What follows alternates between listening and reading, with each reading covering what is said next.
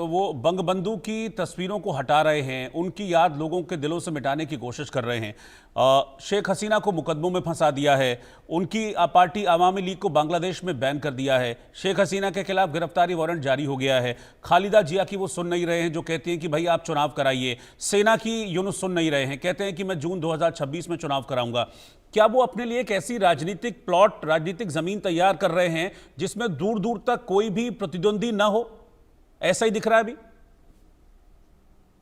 हाँ, एकदम ही। देखिए, ये बात तो आप बोल सकते हैं क्योंकि मोहम्मद यूनिस का ये तो डर है कि अगर चुनाव हो जाए तो मोहम्मद यूनिस का सत्ता नहीं रहेगा। और मोहम्मद यूनिस सत्ता के लिए क्या कर सकते हैं ये सबको मालूम है, क्योंकि मोहम्मद यूनिस एक बार बोलते हैं कि मैं सत्ता छोड़ दूंगा, दूसरी तरफ 24 घंटे के अंदर ही उनका बयान बदल जाता है। वो बोलता है कि मैं सत्ता नहीं छोड़ूंगा, अगर कोई मुझे काम नहीं करने देगा तो मैं दूसरा कोई स्टेप उनके खिलाफ में लूंगा। इस तरीके का बयान एक सोशल मीडिया में पोस्ट करते हैं मोहम्मद यूनिस का इंटरिम गवर्नमेंट। और अगर आप देखेंगे तो मोहम्मद यूनिस सत्ते में आने के बाद से अगर जो लोग मोहम्मद यूनिस को सत्ते में ले आए थे उन लोगों के साथ ही मोहम्मद यूनिस चलना नहीं चल पाए, क्योंकि छात्र संगठन, जिस छात्र संगठन की वजह से, छात्र आंदोलन की वजह से ये मोहम्मद यूनिस सत्ते में आए थे, जो छात्र मोहम्मद यूनिस को चीफ एडवाइजर बैठाए थे वो छात्र ही सलाहकार का पद से इस्तीफा दे दिए थे। इस्तीफा देने के बाद वो लोग एक खुद का राजनीतिक जो पार्टी, वो पार्टी डेवलप किए थे। और छात्र संगठन मोहम्मद यूनिस के साथ जब छोड़ दिए थे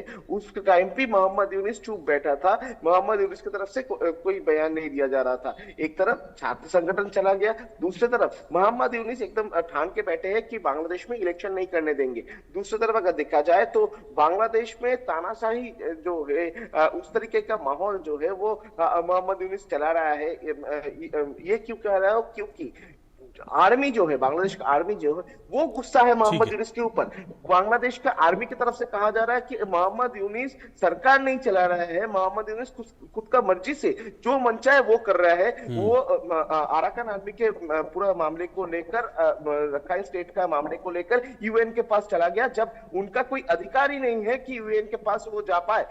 ये आर्मी की तरफ से बयान दिया जा रहा है और आर्मी की तरफ से कहा जा रहा है कि इलेक्शन होना चाहिए, जल्द से जल्द इलेक्शन होकर नया सरकार आना चाहिए। खालिदा जिया का बीएनपी, उनकी तरफ से भी कहा जा रहा है कि दिसंबर महीने के अंदर इलेक्शन करवाना पड़ेगा मोहम्मद यूनिस को। खालिदा जिया का जो बीएनपी है, बीएनपी का 8 मेंबर रात में जाके करीब 2 घंटे क्लोज डोर मीटिंग किए थे मोहम्मद यूनिस के साथ जमुना भवन में। उस जगह पर मोहम्मद यूनिस के सामने एकदम स्ट्रेट कट उनकी तरफ से कहा गया था कि दिसंबर महीने के अंदर ही इलेक्शन करवाना पड़ेगा। मगर उसके बाद भी मोहम्मद यूनिस की तरफ से अभी तक कोई स्टेप नहीं लिया जा रहा है, अभी तक कोई प्लानिंग भी सामने नहीं आ रहा है कि इलेक्शन कब होगा, किस तरीके से इलेक्शन होगा और क्या क्या होगा। कुछ डिसीजन मोहम्मद यूनिस की तरफ से नहीं लिया जा रहा है। तो ये जब इस बात तो साफ हो चुका है कि मोहम्मद यूनिस किसी भी हालात पर खुद का जो कुर्सी, वो कुर्सी छोड़ने के लिए राजी नहीं है। अब आप अगर देखेंगे तो जापान में जब सफर चल रहा था मोहम्मद यूनिस का, जापान में सफर के दौरान मोहम्मद यूनिस की तरफ से बयान दिया जा रहा है कि बांग्लादेश सही चल रहा है, बांग्लादेश को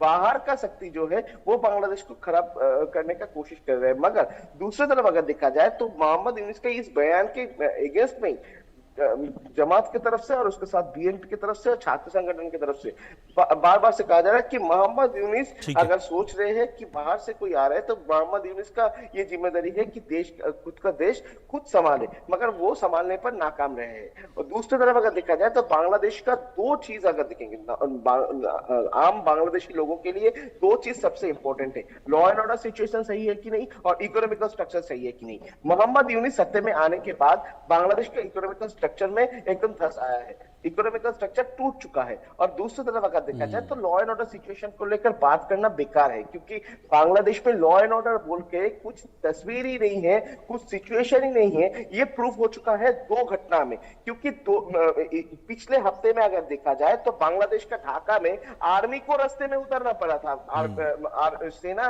रास्ते में उतर गए थे। ये एक तस्वीर जब सामने आ रहा है, दूसरा सामने आ रहा है कि एक घटना को सामने रखते हुए करीब 18 घर के ऊपर, 18 से 20 घरों के ऊपर हमला किया गया, आग लगाया गया।